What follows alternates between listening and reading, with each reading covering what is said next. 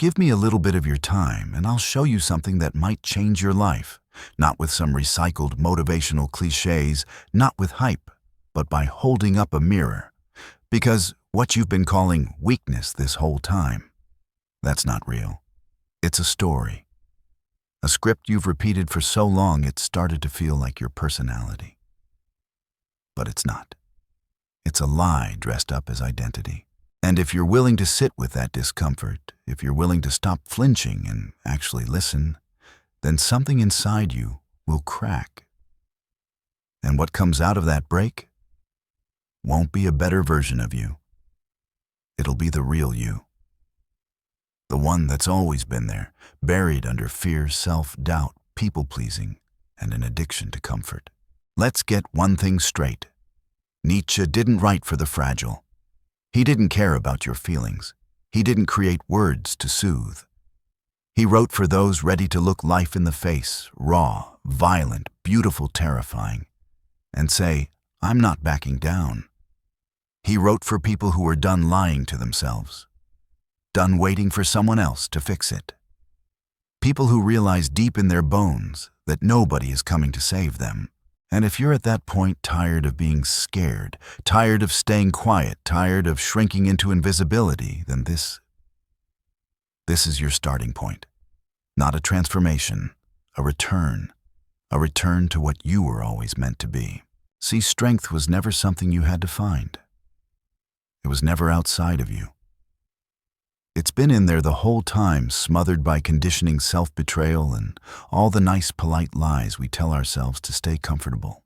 What is weakness? Really, most people think weakness is about crying too much, or being small, or lacking discipline. But that's surface-level stuff. Let me tell you what Nietzsche would say. Weakness isn't showing emotion. It's submitting to it.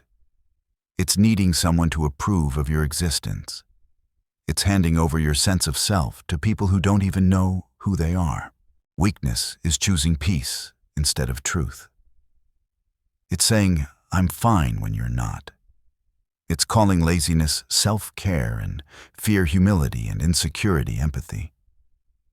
It's not the absence of strength, it's the daily betrayal of who you really are. And here's the harsh reality of this world. It's built to keep you weak. Your school taught you to sit down and shut up. Your culture trained you to fit in. Your media floods your brain with fear disguised as awareness. Even the people who claim to love you, a lot of them benefit from your weakness. They like when you're soft, when you don't speak up, when you don't make waves. Because it keeps them comfortable, it keeps you predictable, and it keeps you small. Nietzsche saw this. He saw how society tries to turn you into a tame, housebroken version of yourself. He said, the individual has always had to struggle to not be overwhelmed by the tribe. And he didn't mean a physical fight, he meant psychological war. Because every day you're in a battle to stay true to your instincts, in a world that wants to neuter them. A battle to stay sharp when everything around you wants you dull. Stop mistaking weakness for goodness. Let's break the first chain. You've been conditioned to believe that being weak is the same thing as being good. You've been taught that saying no is rude, that having boundaries is selfish, that choosing yourself makes you narcissistic, but that's all backwards. Real strength, the kind that commands attention without saying a word, comes from rejecting the need to be liked. From saying what you mean clearly. From walking away from anything that dims your fire. So let me ask you something. Who are you without the need to be liked? Seriously, strip it down. Take away the filters, the fake smiles, the apologies. If you didn't have to play nice, who would you be? Most people can't answer that. They've built their whole personality on reactions, on being what everyone else needs them to be. But that's not a person. That's a mask. Nietzsche hated that. Because when you live behind a mask, you kill your own soul. The moment you water yourself down to fit the world, you've already surrendered. And you feel that, don't you? That fatigue that sleep can't fix. That frustration just under the surface. that low hum of resentment. It's not burnout. That's the cost of living in a way that betrays your instincts. And it's slowly killing you. You weren't born for this. You weren't born to be soft. You weren't born to tolerate everything. You weren't born to back down just because someone gives you a weird look. You were built for something sharper. Something dangerous, not chaotic, but unshakable. Not reckless, but untouchable. And the reason you feel so weak is because you've ignored that part of you for too long. You've smothered it, buried it, called it immaturity or toxic or too much, but it never left. And we're about to bring it back. Let's start with your habits. Because weakness doesn't live in your big decisions, it hides in the small ones. The daily rituals that dull your edge and make you believe you're fine. Nietzsche said, "He who cannot obey himself will be commanded." You wake up, check your phone, and you've already lost. Not because phones are evil, but because the second you check that screen, you hand your focus to the world. You scroll, you compare, you envy. Then you rationalize it like it's harmless. But every time you react before you create, you surrender your sovereignty. You get emotionally soft. You lose edge. You stop being in control. So here's the fix. Reclaim your mornings. Don't start your day with algorithms. Start with you, your breath, your spine, your presence. Remember, you're not here to consume. You're here to create, to build, to lead. Speak with clarity, move with power. Now let's talk about your voice. Weakness leaks through your words. Every time you talk yourself down to keep others comfortable. Every time you speak softly so you don't seem too much. Every time you say, "I don't know," when you actually do, you're leaking power. And people feel that. That's why they talk over you. That's why they underestimate you. Nietzsche didn't whisper. He wrote like fire. And you need to speak like someone who knows they're right. Not loud, clear. Because clarity is force. It makes people pause. It makes them listen. If your words don't stop the room, it's not because you're broken. It's because you've been hiding. Stop hiding. Speak your truth. Say it clean. Say it once. Don't explain. Let the silence after you speak carry weight. Most people are afraid of silence. You won't be. Because silence creates tension, and tension earns respect. Let's dive deeper. Let's talk about emotion, because this is where a lot of people get it twisted. You've been told that strength means feeling nothing. That if you're emotional, you're weak. That if you care, you lose. That's a lie. That's dysfunction disguised as discipline. Nietzsche didn't teach numbness. He didn't preach emotional coldness. He taught command. Command means you can feel everything and still move with precision. You don't ignore your emotions, you use them. You don't react, you respond. There's a difference. Someone disrespects you, you don't explode. You don't grovel, you don't defend. You wait, you watch. And when you move, you do it with purpose. No wasted energy, no drama, just surgical action. That's not cold, that's clarity, that's control. Weakness isn't about feeling too much. It's about letting your feelings run you. It's about being a puppet for your own impulses. Stop saying, "I'm just an emotional person." That's not an excuse. That's undisciplined. And discipline isn't about killing your feelings. It's about directing them. You can cry. You can hurt. But it has to mean something. There's a big difference between crying from collapse and crying with purpose. One is a breakdown. The other is a breakthrough. Stop worshiping victimhood. Let's kill another lie. The modern world loves to glorify suffering. It turns victimhood into a brand. It rewards pain with attention. And before you know it, your trauma becomes your identity. Nietzsche despised that. Not because he didn't believe in pain, but because he refused to let pain become an excuse. He didn't deny your story. He denied your passivity. So here's what you need to hear. Stop telling your story like it's a tragedy. Stop using your scars to get sympathy. Stop weaponizing your past to avoid your present. No one really cares what happened to you, not in the way you want them to. What people care about is who you became because of it. So if your pain made you bitter, made you fragile, made you hide, then you let it win. But if you take that pain and you transmute it into steel, into stillness, into depth, into presence, then your past becomes a forge, and your scars become your armor. Nietzsche said he who has a why to live can bear almost any how. But here's the part people miss. Your why isn't something you find. It's something you choose. You decide your why. You carve it into your days. You own it like a crown. And the moment you do that, weakness starts to fall apart. Because when you know your direction, distractions die. Drama fades. Doubt becomes background noise. And all that weakness, it loses its grip on you. So ask yourself, who do you serve? What do you build? What do you protect? What will you never tolerate again? Make that real. Write it down. Burn it into your daily choices. Make it non-negotiable. Because if you don't choose a purpose, the world will assign you one. And it'll be weak, comfortable, predictable, forgettable. But that's not your path. Not anymore. We're going deeper now. If you've made it this far, something in you is waking up. Something old, something raw. Most people would have clicked away already. They'd rather chase another dopamine hit than sit in silence with their weakness. They'd rather scroll than be honest. But you're still here, and that means you're different. You're ready. And now, it's time to go even deeper. Let's talk about your subconscious. Let's talk about the habits and hidden patterns that keep you small. Let's confront the real reason you procrastinate. The real reason you keep sabotaging yourself. The real reason you delay the things that could make you better. Most people think it's laziness. It's not. It's loyalty. A hidden loyalty to your past.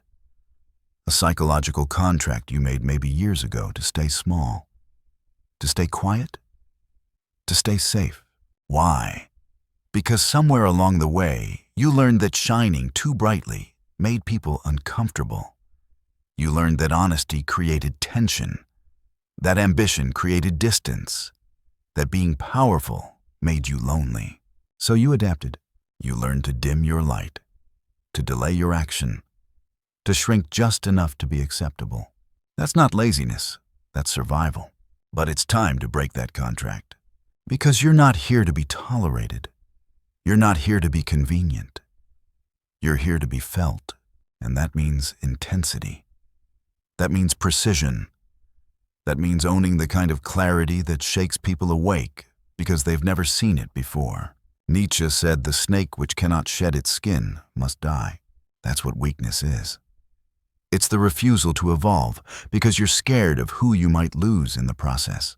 But the truth is, if they only liked the version of you that stayed small, they were never your people. Tactical changes right now. Let's get practical. Start with your language. Every time you say, I don't know when you do know, you kill your own authority. Every time you say, maybe when you mean no, you weaken your boundaries. Every time you apologize for existing, for needing space, for taking up time, you're slicing away at your spine. Stop that. Speak clearly. Say what you mean. Don't soften your truth just to make people feel safe. Let them be uncomfortable. That discomfort, that's not your problem. That's their awakening. Next, your body. Weakness hides in posture. It shows up in how you sit, how you walk, how you breathe. Most people walk around like prey, shoulders hunched, eyes down, breath shallow. But your body tells your story before your words do. So rewrite the story.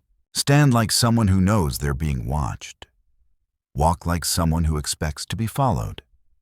Sit like someone who doesn't ask for permission. Every room you enter, own it. Not with force, with presence. Presence comes from certainty, and certainty comes from alignment. Ask yourself, what do I believe in so deeply that I would walk away from anything that dishonors it? That's your core. Write it. Live it. Let it bleed into your words, your walk, your work. Now let's kill the final lie, victimhood. We touched on it, but it needs to be dismantled completely. Modern culture wants you to wear your pain like a costume. To tell everyone what you've been through like it's a personality. To brand yourself as broken, fragile, anxious, traumatized, because that makes you relatable, marketable, safe. But Nietzsche saw this for what it was, psychological slavery. The need to blame, the need to be rescued, the constant justification for why you're stuck. He wasn't denying pain, he was rejecting the habit of using pain as a leash. Because once you let your suffering define you, you stop growing. You stop choosing. You become loyal to your struggle. You build your whole identity around it, and the world rewards you for it. You'll get sympathy. You'll get attention. But you'll never get power. So rewrite your story. Don't say I'm a trauma survivor. Say I'm a builder of fire. Don't say I was abused. Say I became untouchable. Don't say I have anxiety. Say I own stillness. Your words are spells.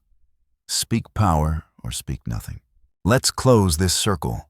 By now you've probably realized something. Everything we've talked about, every single shift, it's not new. It's not some fresh, hot philosophy. It's ancient.